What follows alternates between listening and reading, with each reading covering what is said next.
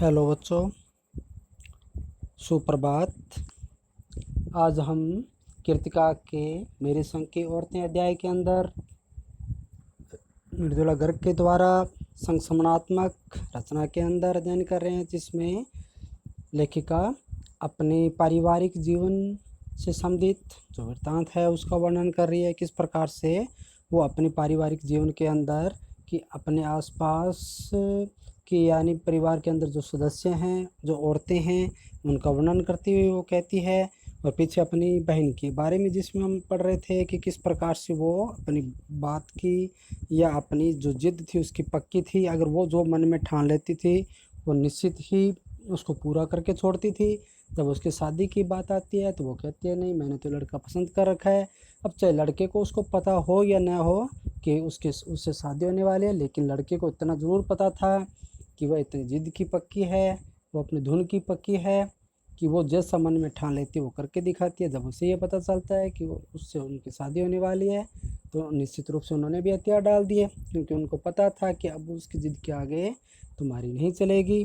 तो यहाँ तक हमने बच्चों 23 नंबर पेज तक पढ़ा था, हम देखा था यहाँ तक। अब आगे हम अध्ययन करेंगे कि हम में सबसे छोटी बहन अचला काफ़ी दिनों तक कुछ कम खिसकी मालूम पड़ती रही। यानी कम खिसकी मतलब वो लगभग काफ़ी दिनों से एक तरह सामान्य जीवन जी रही थी, किसी प्रकार का उसमें परिवर्तन नज़र नहीं आ रहा था। पिता का कहा मानकर पहले अर्थशास्त्र किया, फिर पत्रकारिता में दाखिल लिया। मतलब उसने अपनी मन की कहीं भी नहीं चलाई। जैसा जो जो मतलब परिवार का कोई भी सदस्य उनको कुछ भी कहता वो वैसे ही करती जाती। यानी इस प्रकार से अपने मन में जैसा आ रहा था वैसा वो नहीं कर रही थी।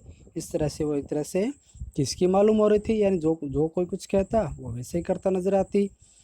तो इस तरह से पत्रकारिता में दाखिला लिया, ढंग से पढ़ाई की, पास हुई, फिर पिता की पसंद से शादी भी कर ली, पर उसके आगे लीक पर नहीं चल पाई। यानी कि आगे लीक पर यानी उसके आगे, यानी वो घर तक तो जहाँ थी जो जैसा कोई कह रहा था वैसे कर रही थी, लेकिन शादी होने के बाद जब वह अपने ससुराल गई तब वहाँ पर वो जो पुरानी रीति रिवाज परंपरा के अनुसार जो भी कोई कुछ कहता उसके अनुसार वो नहीं कर पाई। घर बार में मन ज़्यादा रुचा नहीं, मतलब घर बार में उनका मन ज़्यादा नहीं लगा। मंजुल और मेरी तरह उम्र के 30 वर्ष पार करते ही लिखने का रोग लगा लिया। यानी पहले तो वो जैसे थी वैसे जैसे घर के अंदर कामकाज में वो हाथ बटा रही थी, लेकिन 30 की उम्र पार करती उन्हें भी लेखन यानी जो रचना करने का, लेखन करने का उन मन में मान लो एक तरह से रोग लगा लिया, यानी मन में ठान लिया उन्होंने। तो इस तरह से बच्चों वो मान लो जिस तरह से पहले करते आ रहे थे, लेकिन वो बाद में उस तरह नहीं कर पाई। वो जैसे उनकी बहनें कर रही थी वैसे ही वो भी करने लगी। एक बार हम में से एक सी रही एक बात हम में एक सी रही कि घर बार को परंपरागत तरीके से हमने भले न चलाया हो, उसे तोड़ा भी नहीं। शादी एक बार की और उस पर कायम भी रखा। यानी कि ऐसी नौबत कहीं भी नहीं आई कि हमने परंपरागत रूप से हम लेखन का कार्य कर रहे थे, हमारी शादी भी हुई और हमने उस परंपरा को भी निभाया कि कहीं भी हमारे तलाक की नौबत कहीं भी नहीं है। यहाँ पर लेखक का कहने का मतलब है कि तलाक कहीं नहीं हुआ, हम एक ही शादी की और उसी को हमने निभाया भी। चाहे तलाक के कगार पर खड़ी चली हो, पर कगार तोड़ या डूबी नहीं। मतलब अगर ऐसी स्थिति भी बनी तलाक की, लेकिन होने कभी नहीं दिया। हमने अपनी जो रिश्ता था उसको कहीं भी डुबाया नहीं। शायद इसलिए कि जैसा मैंने अपने पहले उपन्यास में लिख डाला था कि हम सभी विश्वास करती रही होंगी कि मर्द बदलने से कोई प्रयोजन सिद्ध नहीं होता। मतलब कोई भी कारण, प्रयोजन कहते हैं, कोई भी कारण सिद्ध नहीं होता। यानी कि जैसा हर कोई मर्द जैसा चाहता है वैसा तो मान लो हर बार कोई यानी होता ही रहेगा। अगर तलाक लेकर अगर दूसरी शादी भी कर लेंगे तो उसकी क्या गारंटी है कि वो भी जो पहले वाले की तरह मान लो ऐसा करेगा या नहीं करेगा, या हो सकता है वो भी हमें लेखन के लिए मना करे या ऐसी नौबत वहाँ भी आ जाए। तो क्या हम बार बार इस तरह से तलाक रहते रहेंगे या दूसरी शादी करते रहेंगे? यानी इस तरह से कोई भी कारण नज़र नहीं आ रहा था। तो घर के भीतर रहते हुए भी अपनी मर्जी से जी लो तो काफ़ी है, यानी लेखिका यह भी मांगती है। कि हम अपना ज़्यादा ज़िद या किसी भी प्रकार का इस वहम करने से तो अच्छा है अपनी मर्ज़ी से जियो, लेकिन घर के अंदर रहते हुए, घर की मर्यादा में रहते हुए। तो यानी इस तरह से अपनी जीवन मान रही है यहाँ पर कि हमें इस तरह से भी अपना जीवन को ढाल लेना चाहिए। शादी के बाद मैं बिहार के ऐसे छोटे कस्बे डालमिया नगर में रही, जहाँ मर्द औरतें चाहे पति पत्नी क्यों न हो, पिक्चर देखने भी जाते तो अलग अलग तड़बों में बैठते, मतलब अलग अलग, यानी औरतें अलग बैठती और मर्द अलग बैठते। मैं दिल्ली से कॉलेज की नौकरी छोड़कर वहाँ पहुँची थी और नाटकों में अभिनय करने की शौकीन रही थी। मैंने उनके चलन से हार नहीं मानी। साल भर के भीतर 19 शादीशुदा औरतों को प्राय मर्दों के साथ नाटक करने के लिए मना लिया। यानी इस तरह से पहले वो अलग अलग प्रकार से नाटक के, मान लो यहाँ पर कह रही है कि जो वो मर्द थे वो अलग कार्य कर रहे थे और औरतें थी वो अलग, लेकिन मैंने अभी हार नहीं मानी और सबको, जो शादीशुदा औरतें थी उनको भी, जो प्राय मर्द थे उनके साथ नाटक करने के। तो बच्चों होता भी है, जो जितने भी सीरियल होते हैं या मूवीज़ बनती है या कोई भी नाटक रचा जाता है बच्चों, तो उसमें भी सभी अलग अलग प्रकार के किरदार होते हैं और उन किरदार के अंदर कलाकार भी उसी प्रकार से उनको ढलना होता है, किसी भी रूप में, कहीं बहन के रूप में, कहीं पत्नी के रूप में, कहीं अन्य रूप में। तो इस तरह से यहाँ लेखिका कह रही है कि इस तरह से वो कर रहे थे, तो जो मुझे बिल्कुल भी अच्छा नहीं लग रहा था।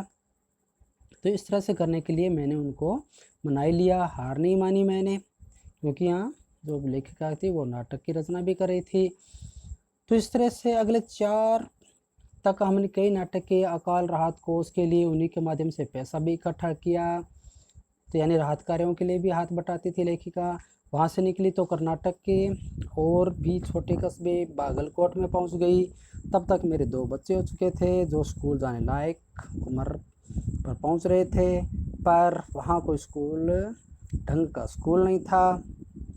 तो लोगों की राय पर मैंने पास के जो कैथोलिक स्कूल था, कैथोलिक बच्चों जो इंग्लिश मीडियम का होता है, जो जो उस समय के अंग्रेजी स्कूल के रूप में था, तो दरखास्त की कि उनका मिशन वहाँ का सीमेंट कारखाने की आर्थिक मदद से हमारे कस्बे में एक प्राइमरी स्कूल खोल दे।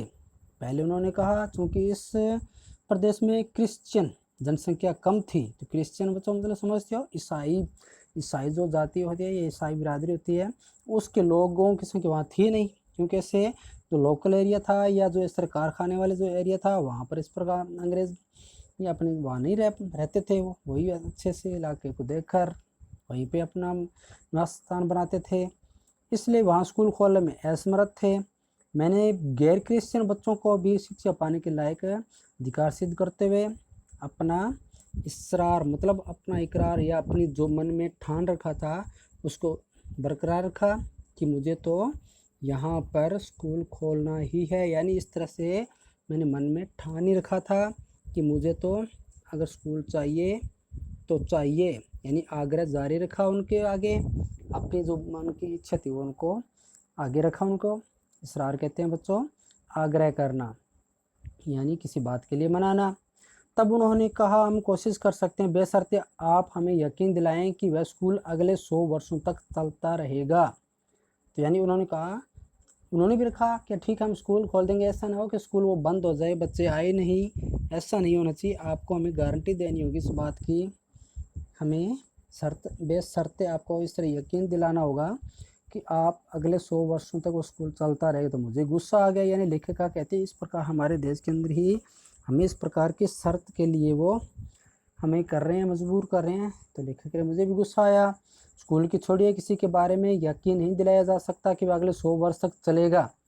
वे भी गुस्सा खा के बोले, खुदा का लाख शुक्र है कि बच्चों के नए पढ़ पाने की आपकी समस्या आपकी है, मेरी नहीं। तो उन्होंने भी कह दिया कि जो बच्चे हैं वो आपको नहीं पढ़ रहे हैं तो वो आपकी गारंटी है, हमें क्या, आपके बच्चे हैं, आप जाने, वो आपकी समस्या है, हम फिर क्यों समस्या में पड़े। बात कड़वी थी पर 100% सच। तो उनकी भी बात सही थी, क्योंकि प्रॉब्लम तो हमारी थी। यानी लेखिका कहती है कि हमारे बच्चों की प्रॉब्लम थी, उनकी तो थी नहीं। तो इस तरह से सच के आगे सिर झुकाने की हमारी बचपन की आदत थी। सो मैंने तय किया कि मैं खुद अंग्रेजी, हिंदी, कन्नड़ 3 भाषाएं पढ़ाने वाला प्राइमरी स्कूल वहाँ खोलूँगी। यानी खुद लेखिका ने सोच लिया कि जो 3 प्रकार की भाषाएं हैं उनको मैं खुद खोलूँ, मतलब अपने देश की भाषाओं से युक्त मैं ऐसा स्कूल खोलूँगी जो स्वदेशी हो, जिसकी भाषाएं स्वदेशी हो, जिसमें किसी प्रकार की विदेशी या भाषा का या स्कूल का कोई मतलब न रहे। तो प्राइमरी स्कूल की वहाँ खोलने के लिए कर्नाटक सरकार से उसे मान्यता भी दिलाऊंगी। वहाँ के अनेक मेहनती और किसके लोगों की मदद से यह व्रत पूरा हुआ। मेरे बच्चे, तो यहाँ पर किसके बच्चे, वही जो पिछड़े हुए वर्ग थे। मैंने तो खूब करते थे लेकिन वो पिछड़े हुए लोग थे, तो ऐसे लोगों से मैंने भी व्रत अपना पूरा किया, अपने स्कूल खोल के छोड़ा। मेरे बच्चे और अन्य अफसरों के बच्चे उसी स्कूल में पढ़े। बाद में अलग अलग शहरों के अलग अलग ख्यात स्कूलों में दाखिला भी पा गए, यानी मशहूर ख्यात कहते हैं, जो मशहूर स्कूल थे उनमें भी उन्होंने दाखिला पा लिया। यानी इतनी मेहनत से उन बच्चों को पढ़ाया गया कि वो भी अच्छी मेहनत करके जो अच्छे स्कूल थे उनमें भी दाखिला पा लिया। ऐसे अनेक मौके आए जब मैंने अपने जिद्दीपन के नमूने पेश किए, यानी बिल्कुल जिद करते हुए, दृढ़ निश्चय करते हुए अनेक नमूने पेश किए। पर सबसे ज़्यादा मंच पाया मेरे लेखन में, जो शुरू से अब तक लीक से किसका अपनी राह खुद तलाशता रहा। लीक से किसका का मतलब बच्चों, यहाँ पर कोई पुराने रीति रिवाजों को छोड़कर अपने अपने विचार युक्त जो रास्ता पकड़ा था, अपने विचारों का जो रास्ता पकड़ा था, या अपने ही नियमों या परंपरा रूपी जो रास्ता पकड़ा था उसका राह खुद तलाशता रहा। पर सब कुछ कर लेने पर भी मैं अपनी छोटी बहन रेणु के मुकाबिल नहीं पहुंच सकी, मतलब उसके समान नहीं पहुंच सकी, या उसके मुकाबले मैं वहां तक नहीं पहुंच सकी। 1950 के अंतिम दौर में एक रात दिल्ली में एक साथ 9 इंच बारिश हो गई। तो दिल्ली की खासियत यह रही कि वहाँ थोड़ा पानी बरसते ही वहाँ के नालों प्रनालों में बाढ़ आ जाती है। तो बच्चों 9 इंच पानी काफ़ी बारिश हो जाती है, एक बाढ़ का रूप धारण कर लेती है शहर के अंदर। मान लो ऐसे क्षेत्र जहाँ खुला हो या गाँव में बच्चों बहुत ऐसी बारिश का पानी इतना प्रभाव नहीं डाल पाता या बाढ़ का रूप धारण नहीं करता, लेकिन शहर के अंदर एक बाढ़ का रूप धारण कर लेती है, और वो दिल्ली जैसे शहर की। तो यहाँ पर दिल्ली की खासियत, मतलब दिल्ली जैसे शहर की बात हो रही है कि वहाँ थोड़ा सा पानी बरसते ही नाले पर नालों में बाढ़ आ जाती है। तो ये 9 इंच बारिश तो काफ़ी था। पुलों के नीचे पानी भर जाता है, तमाम यातायात ठप हो जाता है, तमाम मतलब सारा, मतलब सारा का सारा यातायात है ठप हो जाता है। इस क़यामती कहते हैं जो मतलब कहर बरपाने वाली, क़यामती मतलब कहर बरपाने वाली बारिश के बाद तो सरकार दफ्तरों से पहले तलों से फाइलें पानी में तैर आई थी, मतलब वो पानी जो दफ्तर थे उनके अंदर घुस चुका था। अगली सुबह किसी तरह का कोई वाहन सड़क पर नहीं निकला था। जाहिर है कि रेणु के स्कूल की बस भी उसे लेने नहीं आई। तो रेणु ने कहा कोई बात नहीं, मैं पैदल चले जाऊंगी। सब ने समझाया स्कूल बंद होगा, मत जाओ। उसने कहा आपको कैसे पता, भाई आपको कैसे पता अब स्कूल बंद है, स्कूल तो बंद नहीं होना चाहिए। तो यानी इस बात पर वो भी जिद की पक्की थी। यानी यहाँ पर सब ने बच्चों देख अपने बात कर रहे थे ना कि किस प्रकार से वो सभी बहनें थी, वो बिल्कुल मान लो एक तरह से जिद्दी थी सभी के सभी। तो यहाँ पर इसलिए कह रही है कि मैं भी उस जिद की पक्की थी। तो स्कूल रहा होगा बारिश तो ठप पड़ा था। रेणु की गिनती यह थी कि बारिश एक मुश्त वर्ष लेने के बाद, यानी एक मुश्त यानी एक साथ लगातार, तो यहाँ पर एक साथ लगातार की बात हो रही है बच्चों कि किस तरह से वो एक साथ जो पानी बहने मतलब बरसने के बाद एकदम पूरा एक साथ ही बारिश बंद हो गई थी, यानी बार बार किसी प्रकार से बूंदाबांदी या रिमझिम के रूप में नहीं बरस रही थी। सड़कों पर पानी था, बरस नहीं रहा था। तो रेणु 2 मील पैदल चलकर स्कूल पहुंची। जैसा हमने कहा था वह बंद था।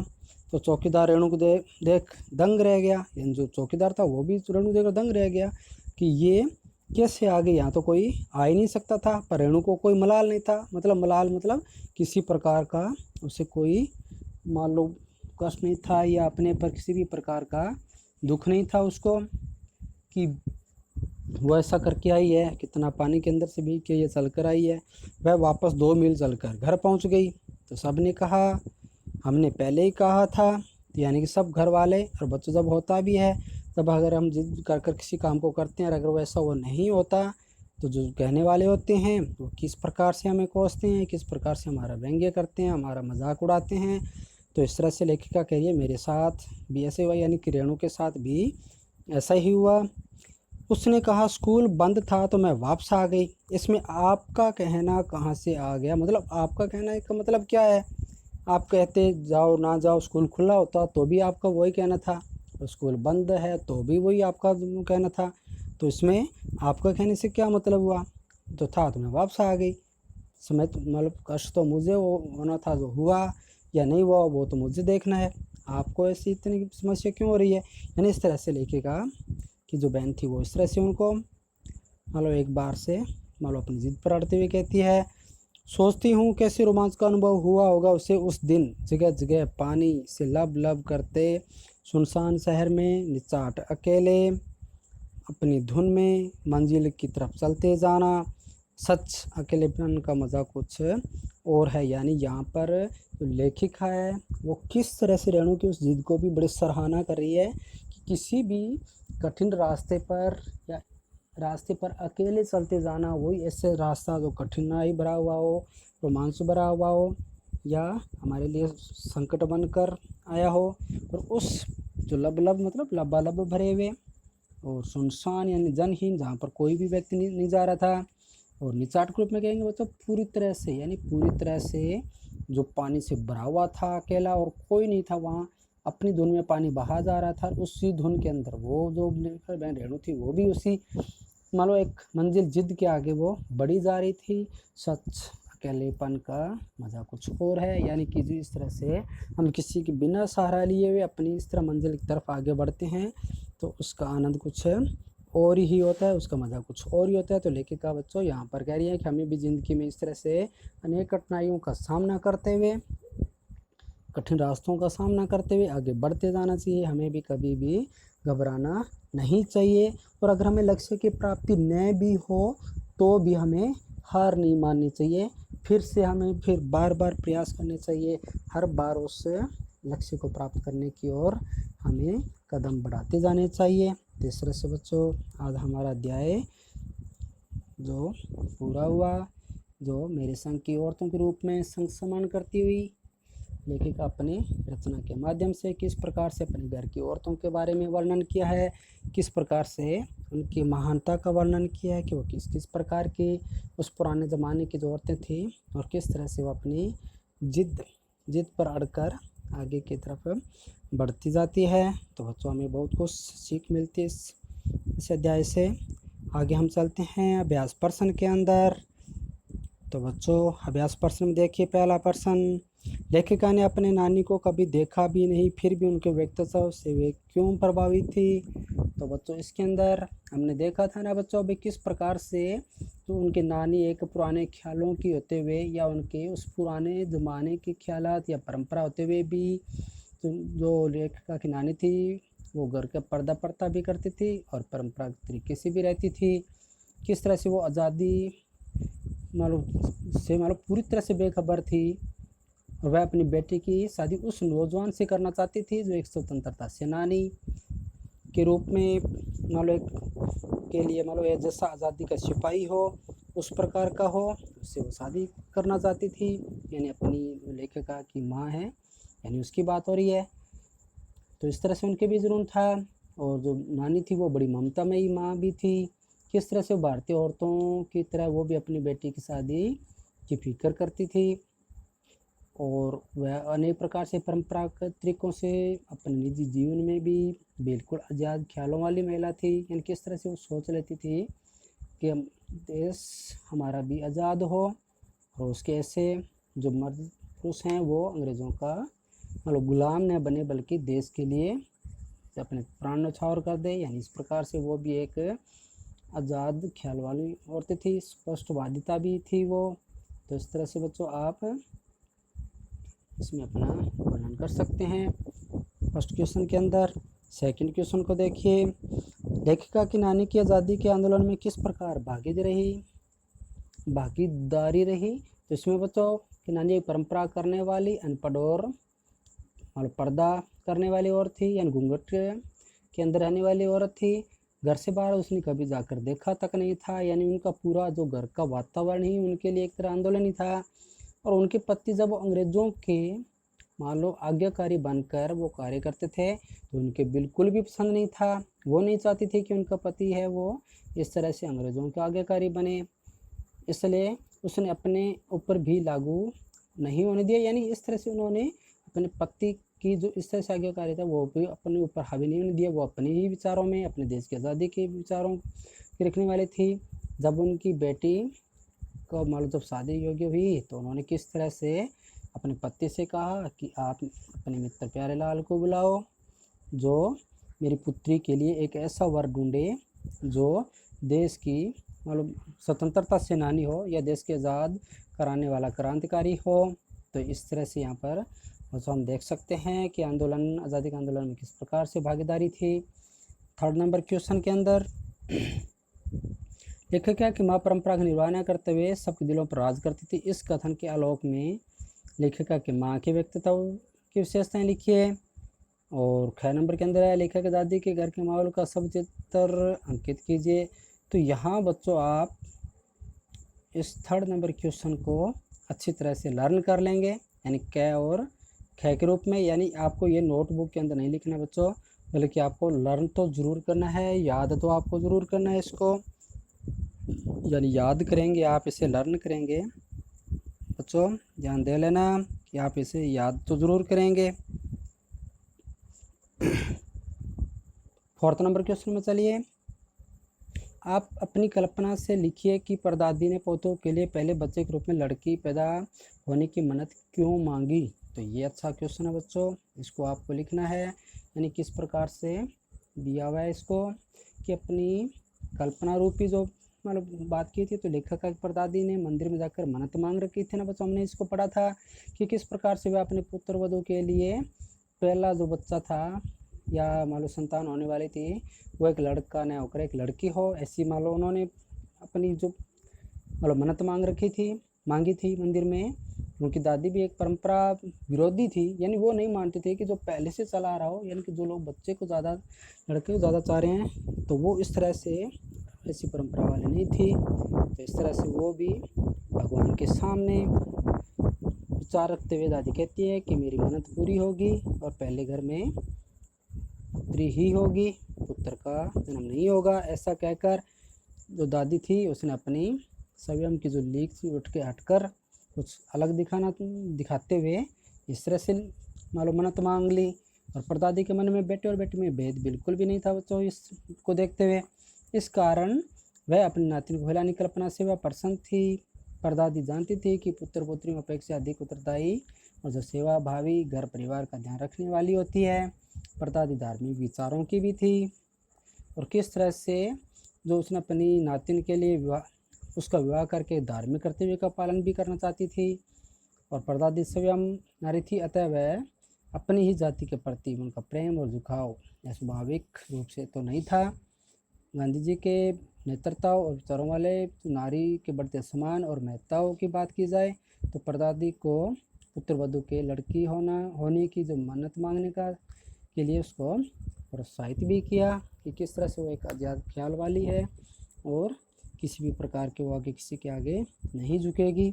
तो इस तरह से बच्चों आप लिखते हुए इसका आंसर दोगे। क्वेश्चन नंबर 5 के अंदर देखिए बच्चों,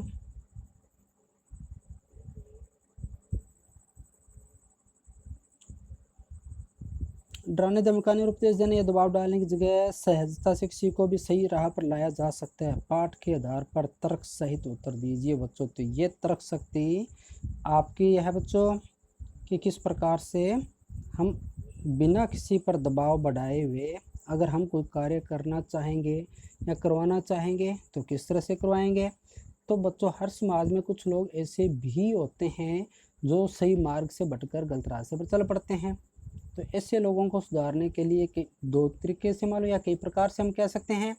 एक तो होता है कि उसे उपदेश देना या दंड देकर भी सुधार सकते हैं। और प्रत्येक समाज में सर्वाधिक प्रचलित जो वैसा दंड देने की है, तो जो कानून, पुलिस, न्यायालय और जेल, इसी प्रकार के मान लो जो तरीके हैं जो उनको सुधारा जा सकता है। और दूसरा तरीका होता है नीति और धर्म का उपदेश देकर, जो प्रथम व्यवस्था की तुलना में द्वितीय व्यवस्था कुछ कम प्रभावशाली होती है। और कहना भी होगा, मान लो कहना तो दोनों ही सही है एक तरह से, पर व्यवस्थाएं स्वयं में पूर्ण भी तो नहीं होती, उनका परिणाम 100% सही नहीं होता, यानी कोई सा भी कारगर तरीका मतलब काम कर सकता है। यानी इस प्रकार से जो तीसरा उपाय की अगर हम बात की जाए तो वो होता है सहज स्वाभाविक आचरण और भटके हुए व्यक्तियों का मार्गदर्शन करना। यानी इस तरह से कोई भी व्यक्ति भटका हो तो अगर हम उसको मार्गदर्शन करते हुए उसको सही रास्ता दिखाएं तो निश्चित रूप से वह व्यक्ति सुधर सकता है। तो इस तरह से हम इनकी अनेक प्रकार से अगर तर्क संगत की अगर बात की जाए तो हम किसी भी प्रकार से उदाहरण देकर इसको समझा सकते हैं बच्चों। तो इस तरह से आप इसका आंसर लिखेंगे। फिर क्वेश्चन नंबर चलते हैं 6 के अंदर, जो काफ़ी मोस्ट क्वेश्चन, शिक्षा बच्चों का जन्मसिद्ध अधिकार है, इस दिशा में लेखक के प्रयासों का उल्लेख कीजिए। तो बच्चों किस प्रकार से शिक्षा बच्चों का जन्मसिद्ध अधिकार है, इसके लिए लेखिका ने जब विद्यालय खोलने के लिए जो प्रयास किया था वो किस प्रकार से था, उस पूरे पैरे के अंदर से आप बड़े आसानी से क्वेश्चन फाइंड करके बच्चों लिख सकते हो। किस प्रकार से लेखिका उन अधिकारियों से जाकर मिली थी जो कैथोलिक मतलब जो बिशप थे उनसे जाके मिली थी, और उन्होंने बोला भी था कि जो कारखाना है उसके आसपास एक प्राइमरी स्कूल खोल दो जिससे जो बच्चे हैं वहाँ के वो पढ़ सके। लेकिन उस क्षेत्र में क्रिश्चियन बच्चों की संख्या कम थी तो इसलिए मना भी करती है कि नहीं यहाँ तो बच्चे कम हैं तो यहाँ से कैसे चलेगा स्कूल। लेकिन क्या ने फिर आग्रह किया कि गैर क्रिश्चियन बच्चों को भी शिक्षा पाने का हक है तो उनके लिए खोल दो। लेकिन उन्होंने कहा ये बच्चे आपके हैं तो आप जानो, हम क्यों टेंशन ले इस बारे में। तो लेखिका ने और उन्होंने ये भी तो कहा था ना कि उसकी गारंटी भी क्या कि 100 वर्षों तक चलता रहेगा। लेकिन जब लेखिका ने ऐसा सुना तो उनको भी गुस्सा आ गया और उन्होंने भी बात में मन में ठान ली क्या वो यहाँ पर स्कूल खोल के रहेगी और अंग्रेज़ी हिंदी और कन्नड़ जो ऐसी भाषाएं थी जो स्कूल को स्वयं खोल कर उनको खुद पढ़ाएगी। तो इस तरह से लेखिका कर्नाटक सरकार से मान्यता भी दिलाने का भी संकल्प ले लिया और उसने अनेक लोगों से जो इस तरह से अनेक जो मेहनती लोग थे उनकी मदद से लेखिका ने स्कूल खोला और लेखिका ने अन्य अफसरों के बच्चों को भी उस स्कूल में पढ़ाया और बाद में अलग अलग शहरों में प्रसिद्ध जो विद्यालय थे उनमें भी वो दाखिला दिलवाया। तो इस तरह से बच्चों का जन्मसिद्ध अधिकार है, इसके लिए अनेक प्रकार से प्रयास किए। तो ये छोटे क्वेश्चन काफ़ी मोस्ट क्वेश्चन बच्चों और आपको लिखना भी है। और पाठ के आधार पर 7 नंबर, पाठ के आधार पर लिखिए कि जीवन में कैसे इंसान को अधिक श्रद्धा भाव से देखा जाता है। तो बच्चों आप पाठ के आगे आप सिंगल इन्वर्ट कॉमा में करते हुए अध्याय का नाम लिखेंगे। ये आप अवश्य लिखोगे क्वेश्चन के अंदर बच्चों कि मेरे संग की औरतें इन्वर्ट कॉमा में कर लेंगे सिंगल और फिर आगे लिखेंगे पाठ के आधार पर, यानी कि सिर्फ आपको लेसन का नाम से नाम लिखना है कि मेरे संग की औरतें पाठ के आधार पर लिखिए कि जीवन में कैसे इंसानों को अधिक श्रद्धा भाव से देखा जाता है। तो इस प्रकार से आपको क्वेश्चन मिलेगा। तो आपको आंसर के रूप में बच्चों आपने पढ़ा था कि किस प्रकार के जो लोग होते हैं, जो लोग यानी ये पॉइंटों के अंदर हम बनाकर भी लिख सकते हैं या एक पैरों के रूप में बनाकर लिख सकते हैं। एक तरह से तो सबसे पहले तो जो लेखिका की जो चारों बहनें थी उनका जो मुख्य जो मान लो अपने आगे बढ़ने का या लेखन करने का या किस तरह से वो शादी या पढ़ाई की उन्होंने, तो उसमें भी देखा मैंने पढ़ा था कि किस तरह से वो पुरानी परंपराओं से हटकर यानी कि लीक छोड़कर वो चलने वाली बनी थी। तो इस तरह से आप एक पॉइंट बना कर लिख सकते हैं कि किस प्रकार से वो परंपरा से हटकर या जो मनुष्य परंपरा से हटकर अपना मार्ग स्वयं चुनते हैं, प्रयास और परिश्रम से मेहनत करते हैं, वे अश्रद्धेय होते हैं। लेखिका की नानी, परदादी, माँ, बहनें सभी इसी गुण से व श्रद्धा के पात्र बनी थी। और फिर आगे सत्य और या जो दूसरों के मन की बात की रक्षा करने वाली या कह सकते हैं सत्य और मान लोगों के कथन को छुपा के रखना या कह सकते हैं सत्यवादी और गोपनीयता के रक्षक। तो सत्य बोलने, जीवन में सत्याचरण करने, दूसरों गोपनीयता को बनाए रखना। लेखिका के इस तरह से उनके बड़ा सबसे बड़े गुण थे ये, और इसी गुण के कारण जो लेखिका थी वो अपने आगे चरम सीमा को प्राप्त किया था उन्होंने, या जहाँ तक वो जिस लक्ष्य को प्राप्त करना चाहती थी उसको प्राप्त किया था। तो इस तरह से बच्चों हम अनेक पॉइंटों के अंदर बनाकर या जो दृढ़ निश्चयी होते हैं वो भी लक्ष्य को प्राप्त करते हैं, या जो देश प्रेमी होते हैं वो भी अपनी इस देश प्रेम जो करते हुए सदैव जो श्रद्धेय बन जाते हैं। इसी तरह लेखक का नानी, माता और देश के पिता भी देश की आज़ादी के लिए लड़ने वाले थे। इसी गुण के कारण वो भी श्रद्धा के पात्र बने थे। और यह त्याग और जो स्नेह जिसके पास हो वो भी इस प्रकार से चलते हुए अपने जीवन के अंदर दूसरों के स्नेह के पात्र बन जाते हैं। इसी प्रकार लिखा है, दादी जो धोतियों से ही काम चला लेती थी, तीसरी होने पर उसको दान दे देती थी, तो ये त्याग और उनका स्नेह था। तो इस तरह से भी जो अपने जीवन में इंसान जो होते हैं वो अधिक श्रद्धा के भाव से देखे जाते हैं। तो इस तरह से बच्चों आप इसको निश्चित रूप से करेंगे। सच अकेलेपन का मजा ही कुछ हो रहा है। इस कथन पर लेखिका की बहन एवं लेखक के व्यक्ति के बारे में अपने विचार व्यक्त कीजिए।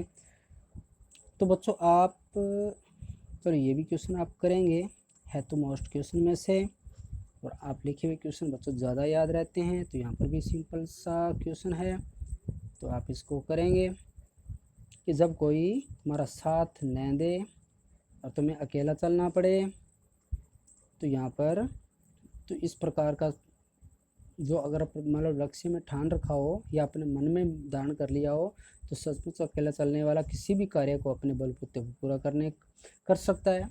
इस तरह से उसके बहन में भी ये गुण दिखाई दिया था कि वह किस प्रकार से एक तरह रूढ़िवादी लोग थे, उनके बात को न मानकर केवल अपने ही बलबूते पर आगे चली थी। इस तरह से नारी जागरण का काम किया था।